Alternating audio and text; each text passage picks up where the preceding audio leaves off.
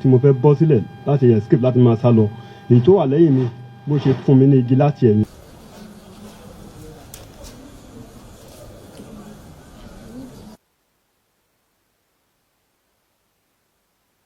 We are parading 5 suspects.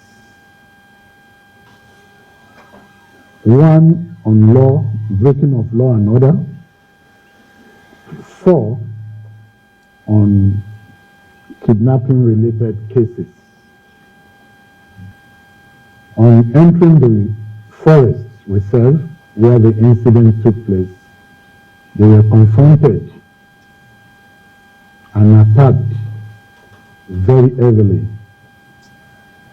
At the end of the day, we were able to rescue 4 of the 5 people in the bus that was waylaid and kidnapped. Unfortunately, in an attempt to stop the bus, we heard that they shot the driver first. So the driver died.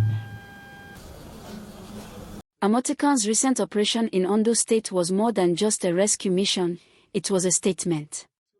A statement that criminals will no longer have a free pass, that they can't operate with impunity, and that communities aren't helpless.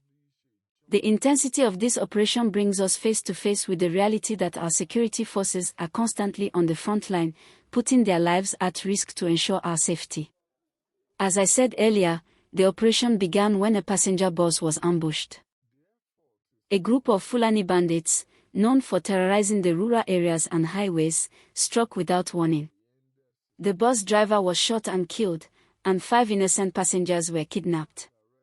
These bandits, hiding out in the thick forest of Ondo, had been involved in several criminal activities across the region, from kidnapping to robbery. But in this instance, they went too far. Now, we know that these attacks are not new. In the past few years, the Southwest has been facing increasing threats from these bandit groups, who see the forest as a safe haven. But what stood out in this operation was the response, swift and calculated. Amotekun received the distress call, and without wasting any time, they mobilized their forces. The urgency was clear. These kidnappers weren't going to sit idle, they would move the victims, possibly across state lines, which could make the situation worse. Within hours, Amotekun officers stormed the forest. But as they entered, the bandits didn't just surrender. No, they fought back fiercely. Gunshots rang out, and for over 3 hours, there was an intense exchange of fire. Amotekun didn't retreat. They didn't hesitate. They pressed on with determination, knowing that every minute mattered. But here's the thing that we often forget. These officers were not only facing heavily armed criminals, but they were also in the middle of a dense forest, with limited visibility and no clear way of knowing where the next ambush could come from. Despite that, they pushed forward. Their goal was clear: rescue the victims, arrest the criminals, and restore peace to the area. As the battle raged on, the rescuers came closer to the hostages. 4 of the 5 kidnapped passengers were found, their faces etched with fear and exhaustion, but also with a spark of hope. They had been through hell, but they were alive. They had been released from the shackles of their captors, free at last. However, we can't forget that there was one victim who didn't make it. The bus driver, who had tried to stop the attack, had been shot dead by the bandits. His sacrifice, though tragic, reminded everyone that the fight for safety is never without cost.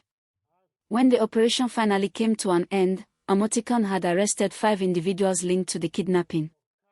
These suspects weren't just arrested for the sake of it, they were part of a larger network of criminal activities plaguing the region.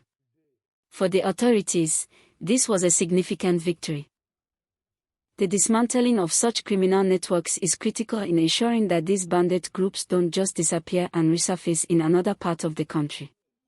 But let's not miss the broader message here. This operation is about more than just a rescue. It's about showing that we, as a society, have the power to fight back.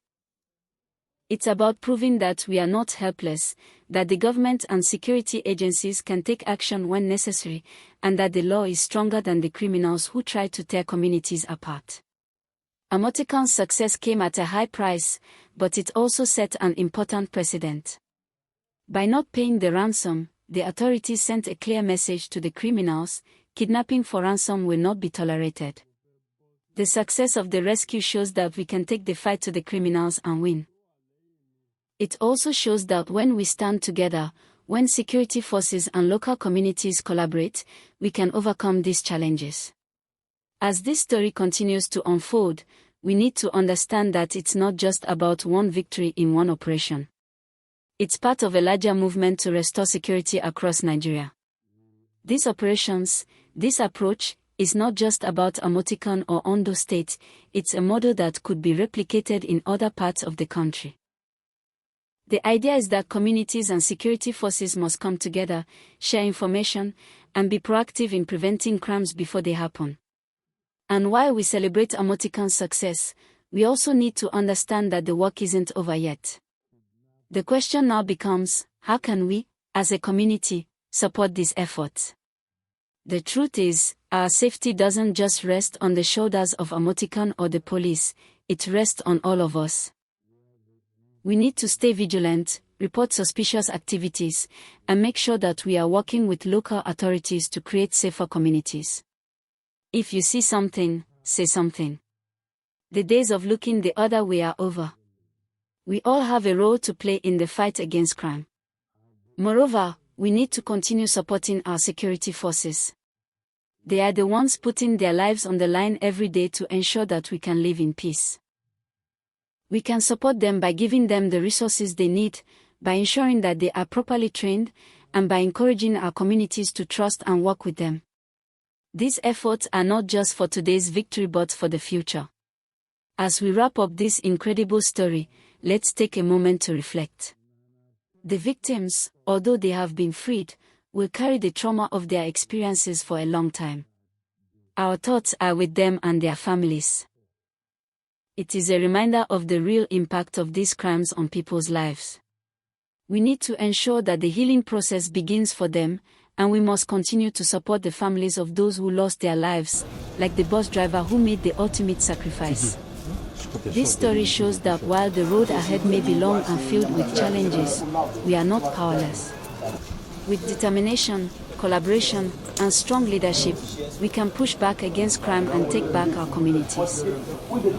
I want to encourage you to stay connected, to continue supporting initiatives like this, and to keep the conversation going. Share this video with your friends, like it, and make sure to subscribe to the channel. We are in this together, and together, we can create a safer, stronger Nigeria.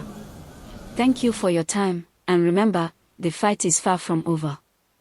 Stay vigilant, stay safe, and keep supporting your local security forces.